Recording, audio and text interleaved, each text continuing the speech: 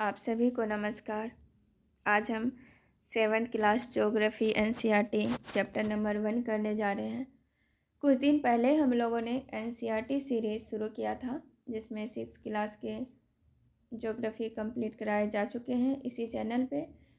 अगर आप लोग नहीं देखे हैं तो एक बार ज़रूर देखिएगा। आज 7th क्लास के चैप्टर नंबर 1 करने जा रहे हैं।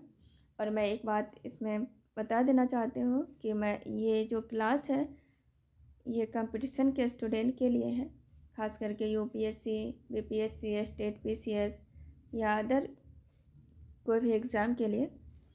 तो मैं हर एक लाइन को बारीकी से शायद ना देखूं, क्योंकि वीडियो ही लंबा हो जाएगा और बोर भी लगेगा, क्योंकि हमें ये देखना है कि क्या पढ़ना है और क्या छोड़ना है।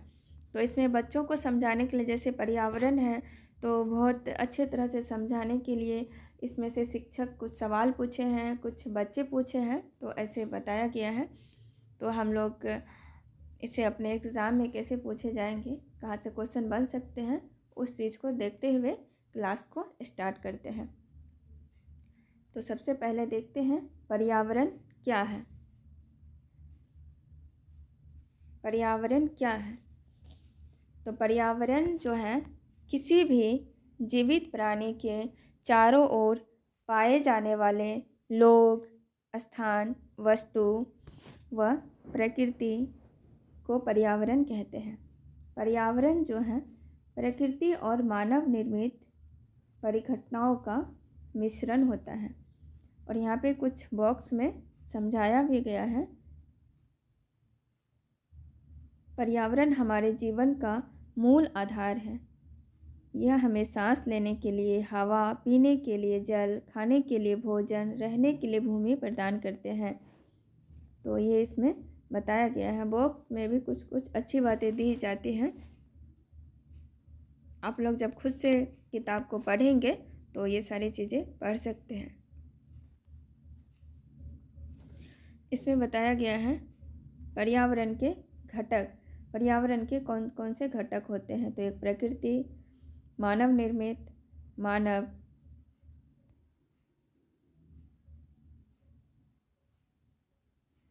प्रकृति में क्या होता है? जल, जलमंडल, वायु, वायुमंडल, स्थल मंडल और सजीव, जैव मंडल।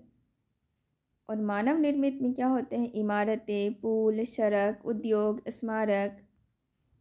और मानव से क्या होते हैं? मानव में स्वयं, व्यक्ति, परिवार, समुदाय, धार्मिक स्थल, कोई शैक्षणिक स्थल, जहाँ पे कोई आर्थिक काम हो, राजनीतिक स्थिति, ये सभी जो है पर्यावरण के घटक हैं। जीवीय, यहाँ जीवीय और अजीवीय। जीवीय में क्या होता है? सजीव प्राणियों का संसार होता है, जैसे पादप जंतु। अजीवीय में निर्जीव प्राणी होते हैं, जैसे स्थल।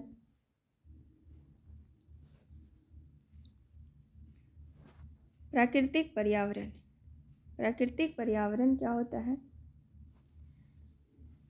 प्राकृतिक पर्यावरण में भूमि, जल, वायु, पेड़, जंतु सब मिलकर प्राकृतिक पर्यावरण बनाते हैं।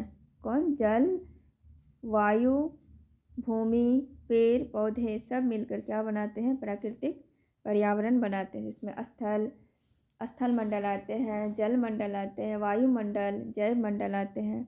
जैसे स्थल मंडल यहाँ पे है। स्थल मंडल किसको कहते हैं?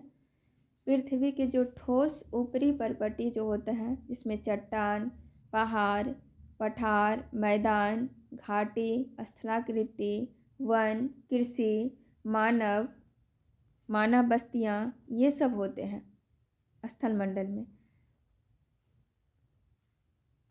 स्थल मंडल वह क्षेत्र होते हैं, यहाँ पे दे रखा है, स्थल मंडल वह क्षेत्र होते हैं जो हमें वन, कृषि, मानव बस्तियों के लिए भूमि, पशुओं को चराने के लिए घास स्थल प्रदान करते हैं। खनिज संपदा का भी ये स्रोत होता है।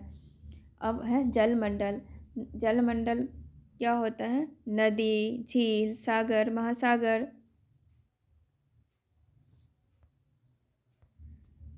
यहाँ पे डायग्राम बनाया हुआ है, जिसमें समझाया गया है कि ये जैव मंडल है, वायुमंडल, जलमंडल, स्थल मंडल इसमें आते हैं।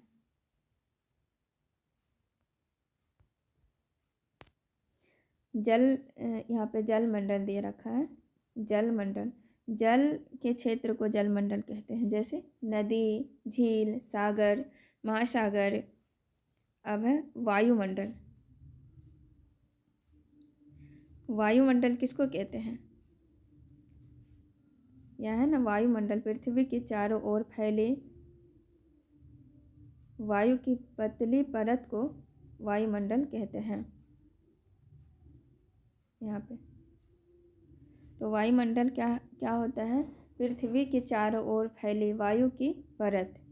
पृथ्वी के चारों ओर फैली वायु की परत को वायुमंडल कहते हैं।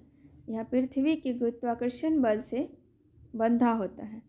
पृथ्वी के गुरुत्वाकर्षण बल से क्या होता है? बंधा होता है। यहाँ लिखा है कि पृथ्वी का गुरुत्वाकर्षण बल अपने चारों ओर के वायुमंडल को थामे रखता है। मतलब पृथ्वी के गुरुत्वाकर्षण बल से ये बंधा हुआ रहता है।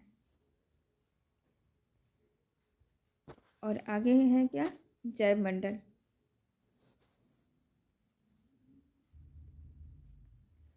जैव मंडल किसको कहेंगे? पादप एवं जीव जंतु मिलकर जैव मंडल या सजीव संसार का निर्माण करते हैं। पादप को ऐसे बना सकते हैं, पादप प्लस जीव जंतु, स्थल प्लस जल वायु, स्थल जल वायु मिलकर जो जीवन को संभव बनाते हैं, ये जैव मंडल है। अब देखेंगे क्या है। और पारितंत्र है ना, पारितंत्र किसे कहते हैं? पारितंत्र, इसमें बच्चों को समझाने के लिए कुछ सवाल किया गया है टीचर स्टूडेंट के बीच। तो पारितंत्र हम लोग समझते हैं कि पारितंत्र किसे कहते हैं।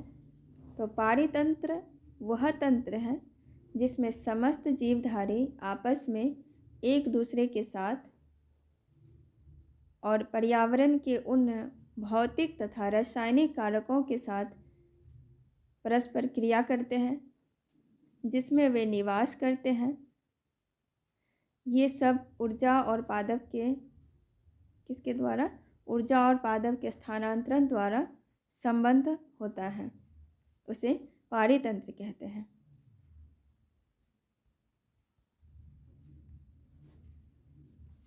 और यहाँ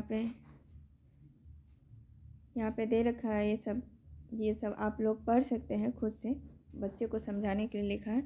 यहाँ एक बॉक्स में एक इम्पोर्टेंट चीज़ है, इसे देखना ज़रूरी है कि प्रत्येक 5 जून को विश्व पर्यावरण दिवस मनाया जाता है। इसको मान लेते हैं क्वेश्चन नंबर 1। चाहे तो उधर से जो पढ़ते हैं उसको आप क्वेश्चन मान सकते हैं, ये भी एक क्वेश्चन बन सकता है कि विश्व पर्यावरण दिवस कब मनाया जाता है।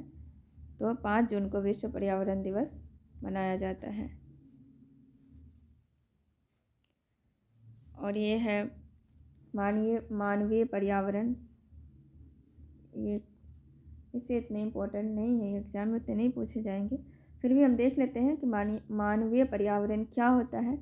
तो मानव अपने पर्यावरण के साथ पारस्परिक क्रिया करते हैं, उसमें अपनी आवश्यकता के अनुसार परिवर्तन करता है। प्रारंभिक मानव ने स्वयं को प्रकृति के अनुरूप बना लिया था।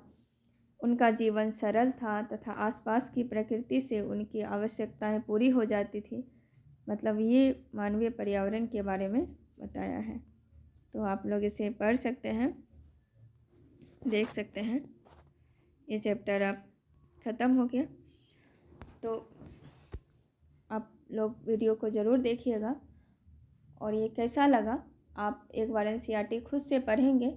और मैंने जो इसमें बताने का कोशिश किया है कि आप कैसे पढ़ सकते हैं एनसीईआरटी को, क्या इसमें से पढ़ सकते हैं, क्या छोड़ सकते हैं।